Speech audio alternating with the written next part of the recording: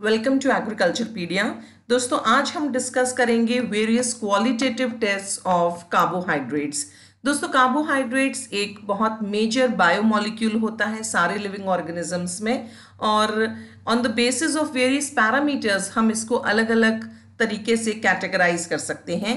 जैसे कि on the basis of number of units present हम इसको मोनोसेकेराइड, डाइसेकेराइड, ऑलिगोसेकेराइड या फिर पॉलीसेकेराइड में कैटेगराइज कर सकते हैं। On the basis of the free anomeric carbon ये रिड्यूसिंग या नॉन रिड्यूसिंग शुगर्स हो सकती हैं। And on the basis of the functional group present they can be categorised as aldoses और कीटोजेस।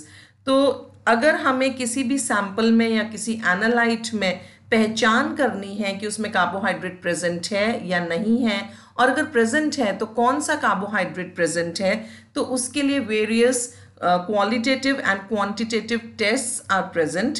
टेस्ट दो तरीके के होते हैं। क्वालिटेटिव टेस्ट जिसमें आपको जवाब हाँ या ना में मिलेगा, यानी कोई कार्बोहाइड्रेट प्रेजेंट है या फिर एब्सेंट है। और क्वांटिटेटिव वो टेस्ट होते हैं जिसके अंदर आपको अमाउंट ऑफ कार्बोहाइड्रेट भी पता चल जाएगा।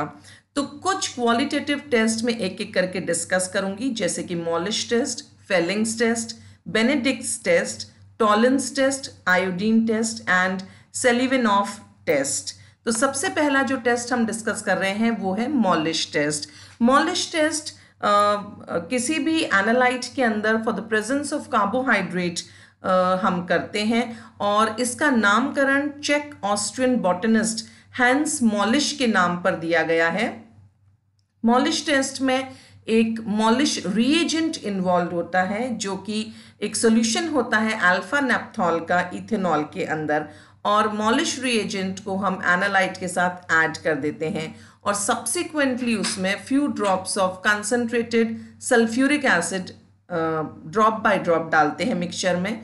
और अगर इनके पॉइंट ऑफ कॉन्टैक्ट पे एक पर्पल या फिर पर्पलिश रेड रिंग बन जाती है, कहाँ पे, H2SO4 और एनालाइट प्लस मॉलिश रिएजेंट जहाँ पे मिलता है वहाँ पे, तो हम इस टेस्ट को पॉजिटिव मानते हैं और हम ये मान के चलते हैं कि उसके अंदर कार्बोहाइड्रेट है। किसी भी सैंपल के अंदर मॉलिश टेस्ट अगर पॉजिटिव आता है तो ये टेस्ट सारे के सारे कार्बोहाइड्रेट्स दे सकते हैं एक्सेप्ट टेट्रोजेस एंड ट्रायोजेस। टेट्रोज मतलब होता है वो शुगर जिसके अंदर 4 कार्बन हो, और ट्रायोज मतलब होता है वो शुगर जिसके अंदर 3 कार्बन हो।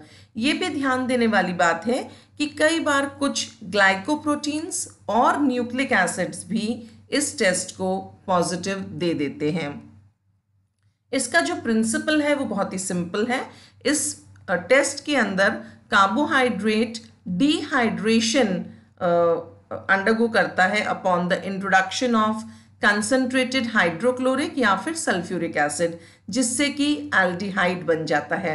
अब ये जो एल्डिहाइड बनता है ये नेक्स्ट स्टेप में कंडेंसेशन अंडरगो करता है विद 2 फिनॉल टाइप मॉलिक्यूल्स, जैसे कि अल्फा नेफ्थॉल या फिर रिसोर्सिनॉल या फिर थाइमॉल, और which results in the formation of purple और रेडिश पर्पल कलर्ड कॉम्प्लेक्स। दूसरा टेस्ट है फेलिंग्स टेस्ट। ये बहुत ही कॉमन टेस्ट है which is used for the identification of reducing sugar and non reducing sugar. दोस्तों शुगर दो तरीके की होती है, एक रिड्यूसिंग और दूसरी नॉन रिड्यूसिंग। जो शुगर किसी और को रिड्यूस करके खुद ऑक्सीडाइज्ड हो जाए, यानी जिसमें एनोमेरिक कार्बन फ्री हो रिएक्ट करने के लिए, उसको हम रिड्यूसिंग शुगर कहते हैं। ये टेस्ट एक German chemist H.C. Von Fehling ने दिया था, और इसी के बेसिस पे इसका नाम फेलिंग टेस्ट रखा जाता है, और दिया था to distinguish between the functional groups of ketoses and carbohydrates that are water soluble. तो इसके अंदर एक फेलिंग सॉल्यूशन यूज होता है जिसका कॉम्पोजिशन थोड़ा सा ट्रिकी होता है। फेलिंग टेस्ट जो है उसका जो सॉल्यूशन है it is usually freshly prepared in the laboratories. तो सबसे पहले जो एक पहला सॉल्यूशन होगा उसके अंदर भी अलग अलग सॉल्यूशंस होंगे जिसको हम फेलिंग्स ए और फेलिंग्स बी कहते हैं। तो फेलिंग्स ए एक ऐसा सॉल्यूशन है जिसके अंदर कॉपर सल्फेट होता है +2 लेवल में और ये ब्लू कलर का होता है। फेलिंग्स बी एक क्लियर लिक्विड होता है जिसके अंदर पोटेशियम सोडियम टार्टरेट होता है जिसको हम रोशेल सॉल्ट भी कहते हैं, और and a strong alkali using sodium hydroxide ये बनाया जाता है। और जब हम इसको परफॉर्म करते हैं एक्सपेरिमेंट को, तो टेस्ट सॉल्यूशन ए और टेस्ट सॉल्यूशन बी इन दोनों को हम अलग अलग प्रिपेयर करते हैं और स्टोर करके रख देते हैं।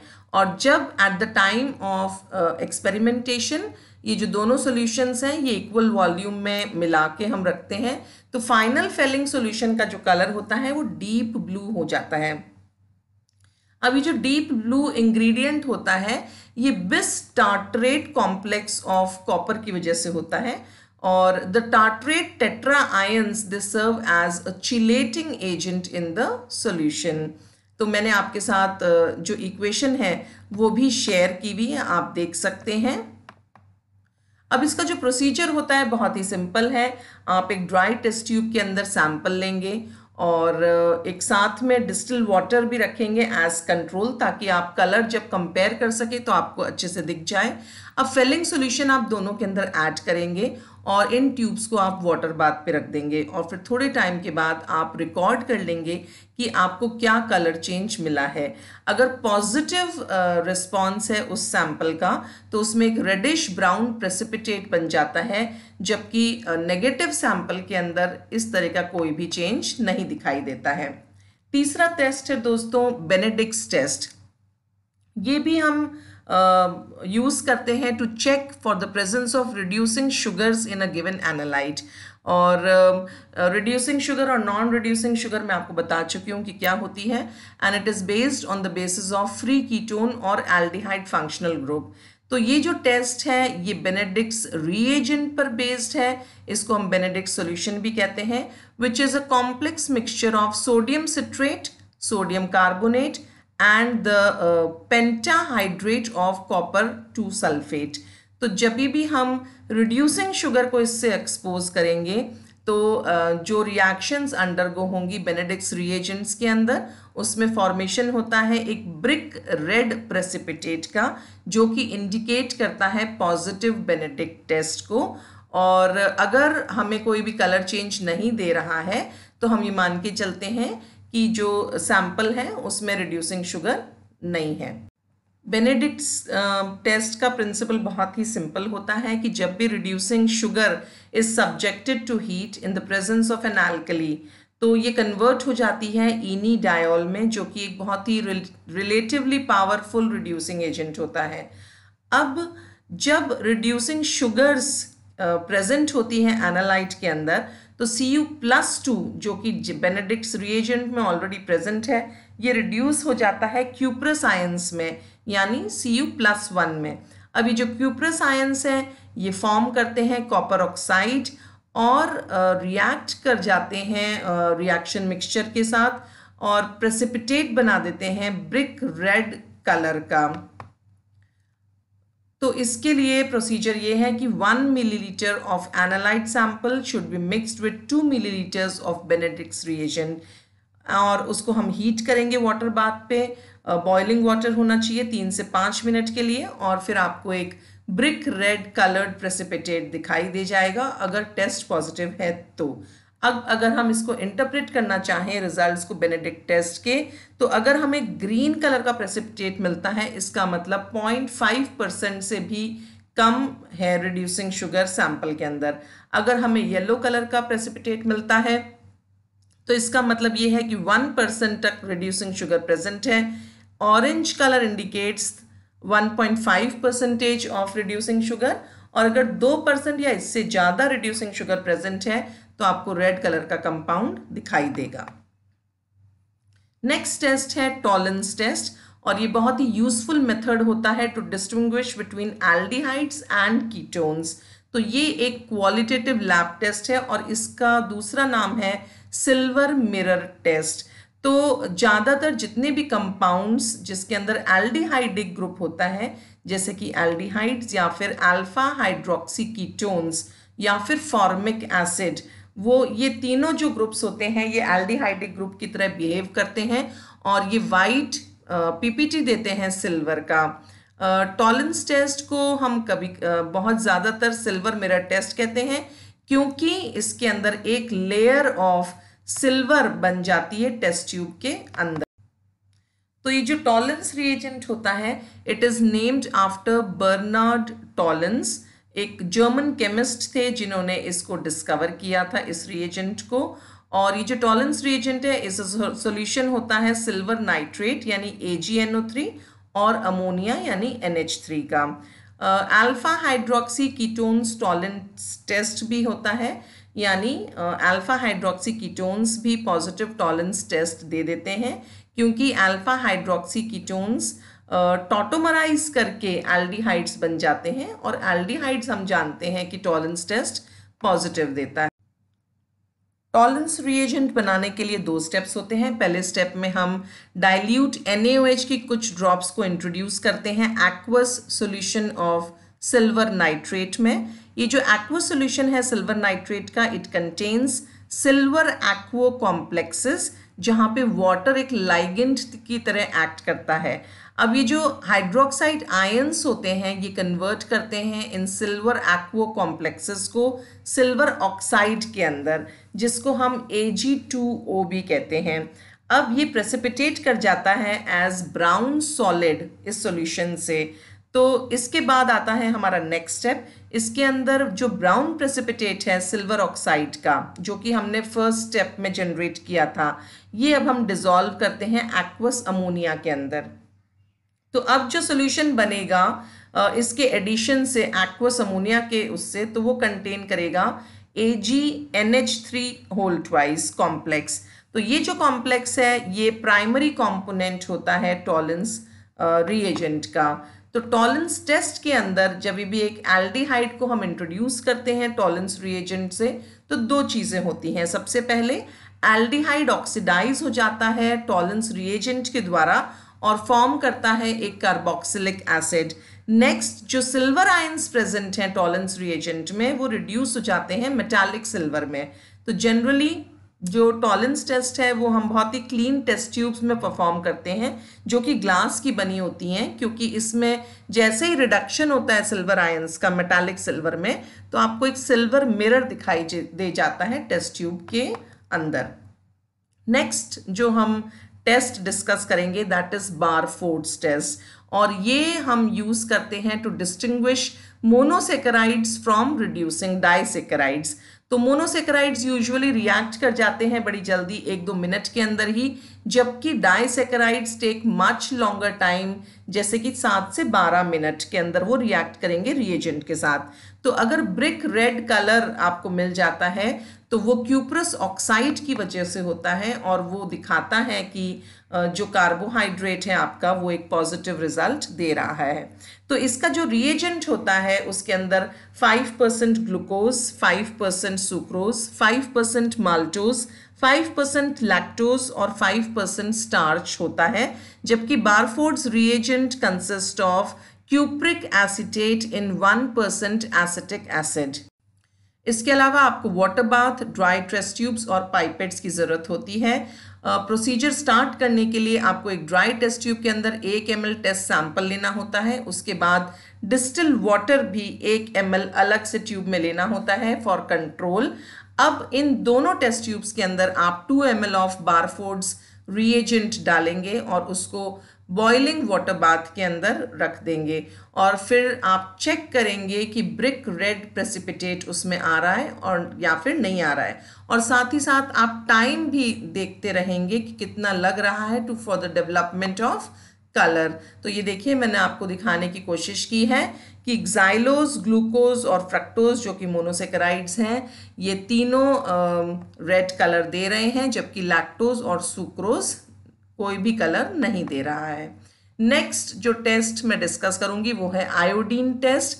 Iodine test for the detection of starch हम यूज़ करते हैं, और आप इससे बाइफरकेट कर सकते हैं या डिस्टिंग्विश कर सकते हैं स्टार्च को, जो कि एक पॉलीसेकेराइड है, from monosaccharides and disaccharides and obviously other polysaccharides also. तो हम आयोडीन टेस्ट यूज करते हैं to distinguish between starch, glycogen and carbohydrates. तो इसका जो प्रिंसिपल होता है आयोडीन टेस्ट का वो इस बात पे बेस्ड होता है कि पॉली आयोडाइड आयंस ये कलर्ड एब्जॉर्प्शन कॉम्प्लेक्सेस बनाते हैं with helical chains of glucose residues of amylase जो कि ब्लू या ब्लैक इन कलर होता है, देन डेक्स्ट्रिन जो कि ब्लैक इन कलर होता है, या फिर ग्लाइकोजन जो कि रेडिश ब्राउन इन कलर होता है. तो monosaccharides, disaccharides and branched polysaccharides जैसे कि सेल्यूलोज ये सब कलरलेस रहते हैं, जबकि अमाइलोपेक्टिन ऑरेंज येलो कलर को प्रोड्यूस करता है. तो इसका जो रिएजेंट होता है आयोडीन टेस्ट का उसको हम ल्यूगॉल्स आयोडीन कहते हैं, which is an aqueous solution यानी पानी में बना होता है of elemental iodine and potassium iodide.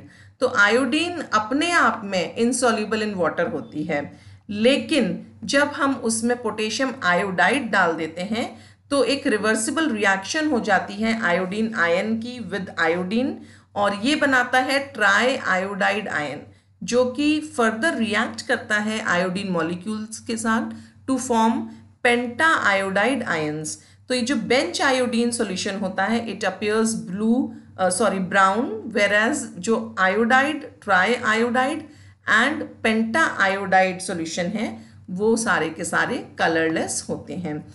तो एक्सपेरिमेंट कंडक्ट करने के लिए आपको चाहिए Lugol's iodine as the reagent, which is 5% elemental iodine mixed with 10% of potassium iodide. Test sample, test tube, tube stand and water bath.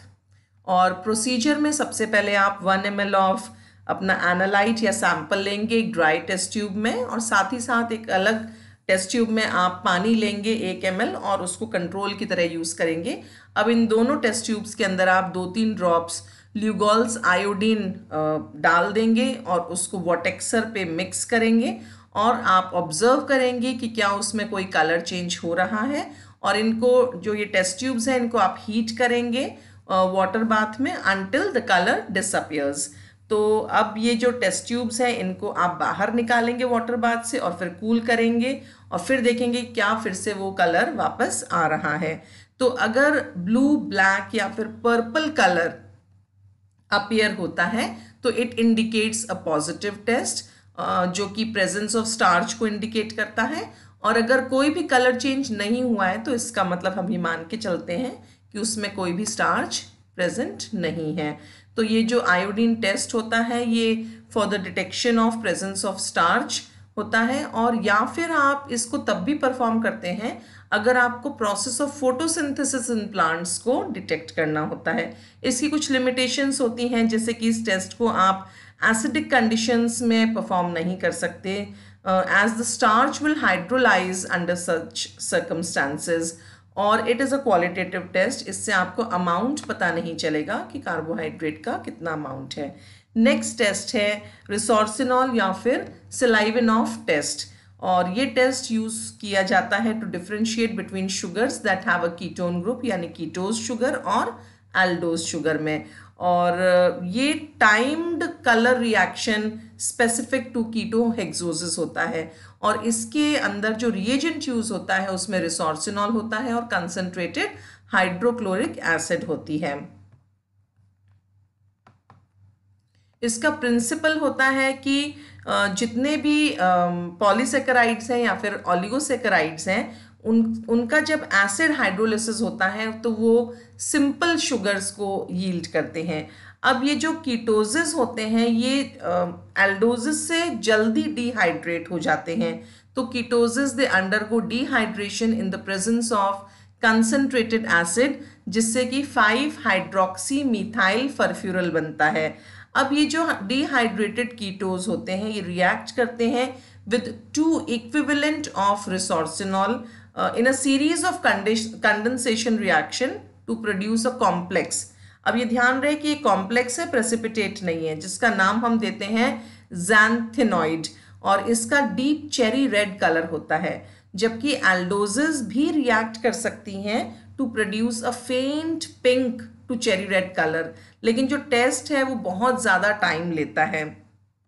तो इसीलिए जो product का कलर है और जो रिएक्शन टाइम है उससे हम पता लगा लेते हैं कि उसमें एल्डोज है या फिर कीटोज है। तो इसके लिए हमें सलाइवेनॉफ रिएजेंट चाहिए होता है विच इज़ 0.05% रिसोर्सिनॉल, जिसको हम M हाइड्रोक्सी बेंजीन भी कहते हैं, इन 3 नॉर्मल HCl। अब ये डिजॉल्व करने पर बनेगा 50 milligrams of resorcinol in 33 ml of concentrated hydrochloric acid, और इसका हम वॉल्यूम मेकअप कर देते हैं फिर 100 ml तक वाटर से। इसके अलावा आपको चाहिए test sample, distil water, test tube stand, pipettes और वाटर बाथ। तो सबसे पहले आपको 2 ड्राई टेस्ट ट्यूब्स लेनी है, और पहली टेस्ट ट्यूब में आप 1 ml ऑफ टेस्ट सैंपल डालेंगे और दूसरी टेस्ट ट्यूब में आप 1 ml डिस्टिल वाटर डालेंगे और उसको ब्लैंक की तरह यूज़ करेंगे। अब आप दोनों टेस्ट ट्यूब्स के अंदर 2-2 ml सलाइवेनॉफ रिएजेंट डालेंगे। दोनों टेस्ट ट्यूब्स को आप वाटर बाथ पे रखेंगे 1 मिनट के लिए, और फिर ऑब्जर्व करेंगे फॉर्मेशन ऑफ कलर। तो अगर चेरी रेड कॉम्प्लेक्स फॉर्म हो जाता है तो वो इंडिकेट करता है कि पॉजिटिव रिजल्ट है, which means that the given sample contains कीटोज। और अगर कलर नहीं आता है या फिर बहुत लंबे टाइम के बाद कलर आता है तो उसका मतलब ये होता है उसमें कीटोज नहीं, एल्डोज शुगर होती है। तो सलाइवेनॉफ कलर रिएक्शन जो है ये एक मेथड है कैलोरीमेट्रिक डिटर्मिनेशन का of fructose in any fermentation media, और इसका जो मॉडिफाइड वर्जन है that can be used for the determination of concentration of ketoses in a given sample। दोस्तों सलाइवेनॉफ टेस्ट के कुछ लिमिटेशंस भी होते हैं, जैसे कि हाई कंसंट्रेशन ऑफ ग्लूकोज भी इंटरफेयर कर सकता है इसके साथ, क्योंकि वो भी सिमिलर कलर्ड कंपाउंड्स देता है विद सलाइवेनॉफ रिएजेंट। तो दोस्तों आज के वीडियो में इतना ही। नमस्कार।